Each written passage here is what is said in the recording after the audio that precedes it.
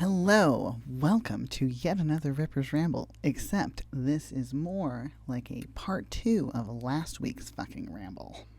When I say it's part 2, I mean that 1 week ago I made a video about revising in which I was so excited and hopeful and confident.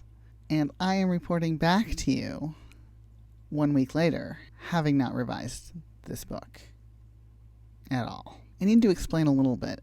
Because, the reason that I'm here making this video is because this is a totally normal part of, I'm going to say writing, but what I mean is anything creative. Anything where you're making something and then making it better. I think if you just make stuff and you never kind of try to improve, then maybe you can avoid this bit, but what's the fucking fun in that, right? So a week ago, I was like gung-ho and I had a plan. I was super stoked and I was like, I'm going to nail this 1 week from now. I'm going to be turning it in. It's going to be great. And what actually happened, I'm going to take you through the emotional roller coaster. What actually happened is I woke up the following morning and not only was I still confident and excited, I came up with a brilliant idea. I was like, I'm going to do this thing. It's going to carry through. I'm going to need a series so that the payoff will be in the third or fourth or fifth book down the line. And then readers can go back and puzzle through all the ways that this particular thing manifested throughout the first few books. Very exciting. This idea was the perfect amount of probably I'm not smart enough to do this, but it's such a good idea. I'm going to try anyway. Which for me is a ongoing kind of game that I play with myself. There are lots of ideas that I have that feel unattainable at my current skill level in writing books. But if they're good enough, if the idea feels like I could pick up a book and read it and be like, damn, that, what happened in this author's head to put all these pieces together. Fuck, that was such a good call. If an idea is at that level, I'm gonna fucking try it anyway, even if I don't think that I'm smart enough to do it. Because what the hell? You only live once. So I was high on this idea. I was very excited. I was like, this is great. It's gonna work fine in the current plan for this revision. I have everything is outlined, everything is ready to go. I have counted all of the new drafted chapters. I have put into place all of my notes for where things need to be added or beefed up or cut back. I was on it. And then everything fell apart. That's how it feels. Clearly something in my head had a moment of clarity and was oh wait, there is this very basic reason why these things will not work. And for the next 4 days, I sat in this chair, in this spot, staring at this computer and agonized over a revision that I had been so confident about. I was messaging my agent okay, I'm going to go and apply at McDonald's. They're paying $16 an hour. I can live off that. Clearly, I'm not meant to write books because I am the worst. I didn't see this huge hole in this outline idea until right now. So, obviously, I need to go and, run a cash register. And I say that as someone who has run many cash registers. Bring me your POS systems. I will rate them.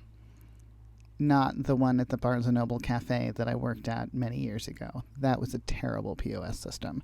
But all the rest of them, I will rate. So I am not shitting on people who work in fast food or work at cash registers. I've done those things. I could do them again. They were not my worst jobs. My worst jobs were 100% office jobs where I had to interface with really stupid people all the time who had power over me. Those were the jobs that were much, much worse. I will happily go back to retail instead. So what I'm saying is that I have written lots of books. I've published lots of books. And I still will start a revision feeling good about it, go up, up, up, up, up on the roller coaster, and to the point where I am like, I'm a motherfucking genius. I just had the best idea I have ever had. It's amazing. Fucking readers are going to go apeshit over this. They're going to be so excited. They're going to get to go back into the old books and look at these things and do some puzzle solving. And there's a sort of reader who just loves that stuff. So I get to this top point where I think I'm a genius. And within less than an hour, I'm like, whew, nosedive into the ground. Crashed. Like just completely at the bottom of any thought that I had at any point that I could do this job. Really incredible. I'm not even sure. I was going to try to like come up with some reason why that might make sense for me in this moment. Like, is it some kind of hormonal thing? Is it some kind of age-related thing? Is it just like where I am in my career? But it's really not. These are normal experiences for creative people. You're making something, you feel good about it, something changes, you realize something, someone points something out to you. I just said something way too many times, and you nosedive. So I spent 4 days then, thereafter, trying to get myself out of this hole I had dug. It was pretty intense, not gonna lie. Pretty fucking... And remember, please, I had thought I was gonna have this whole revision done in a week. I was really confident. I finished the book in record time. Like, I drafted this motherfucker. I think I gave myself the whole quarter, and then I was like, I'm going to try to do it in a couple of weeks, which is fun for me. That is not a good model for most people, I don't think. That's just how I get myself excited about a project. If I have 3 months to do something, it's not exciting. If I have 1 month to do something, then things get fun. All that to say, I thought a week for this revision was going to be just the right amount of time to like get exciting and also, get it fucking done. And then I nosedived and I stayed in that crushed state at the bottom of a well for 4 days, plotting this book in every way that I could imagine. I have a spreadsheet with I think it's called literally collected plot helpers. Because every time I write a book, I Google how to write a book, which I think I've mentioned before. So I have a collection of things to help me. I have read the books. I like a lot of them. That's probably not true. I like some of them very much, and I hate the rest of them pretty universally. But I have a lot of tools, is what I'm trying to say here. And I went through all of them. And bear in mind, I drafted this book from an outline, so I had already painstakingly outlined it over a couple of months. So I outlined it again. I landed on Save the Cat. Save the Cat's an old standby, gives you some beats. I find it especially helpful for revisions. It is not as helpful for me in first drafts, but once I know the general chapters, I find it a lot more helpful to revise in a Save the Cat way where I can just kind of drag and drop chapters around and go like, oh, this would make more sense like this. So anyway, I'll throw a link to the webpage that I used for this, the blog post that I used for this, and the woman who wrote the literal Save the Cat for Novels book, and I also have that. So anyway, did that, felt okay about it, took a step away from the computer. So I spent these days outlining this book for many hours a day, and then I took a break and spent 2 days doing house renovation shit and drywall and let's put in a French door, that kind of thing.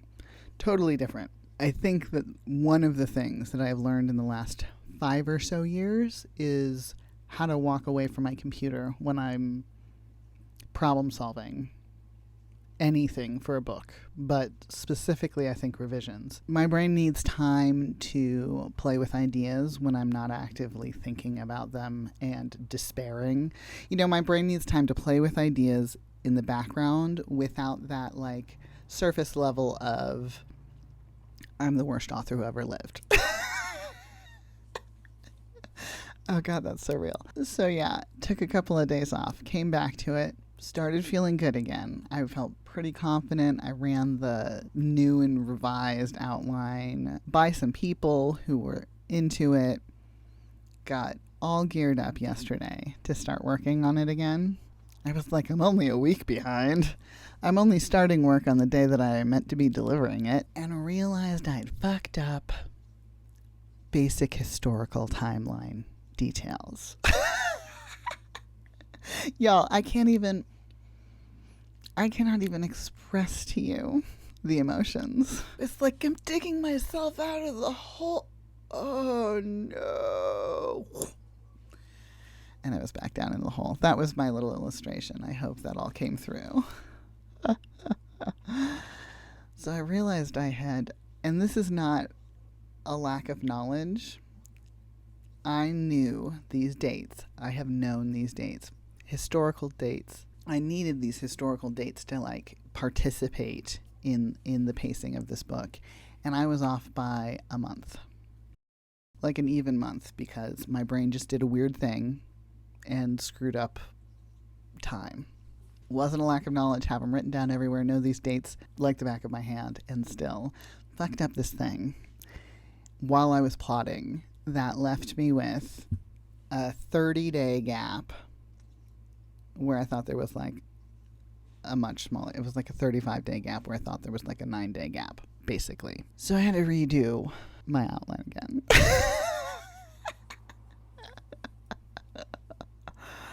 Oh man. So I sit before you today making yet another video in which basically, despite the fact that this is 1 week after my first revision video, I'm sitting here in the exact same spot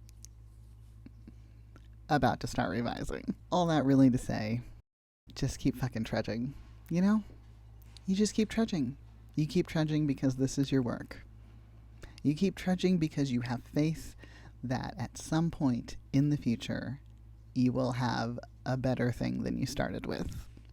And I do have that faith right now. If in 3 hours I realize there's a huge plot hole, I may quit my job.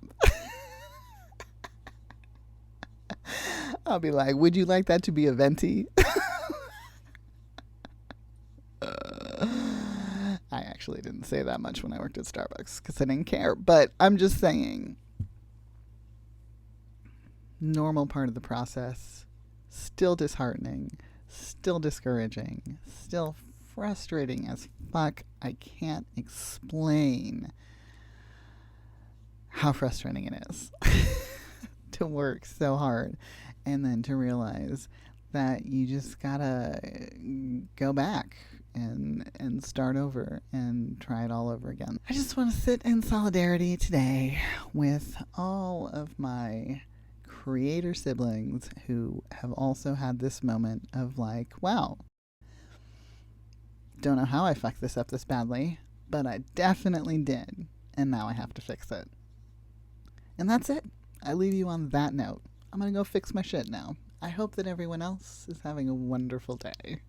You can find me on the Patreon, patreon.com/Kris Ripper. You can find me on the Instagram. You can find me on Facebook. And I'm sure there's going to be links in the description. But yeah, damn. What are you going to do? You're going to keep fucking writing. That's what I'm going to do. So yeah, once this goes up, I'm going to stop procrastinating and get back to the thing that I started last week. Bye.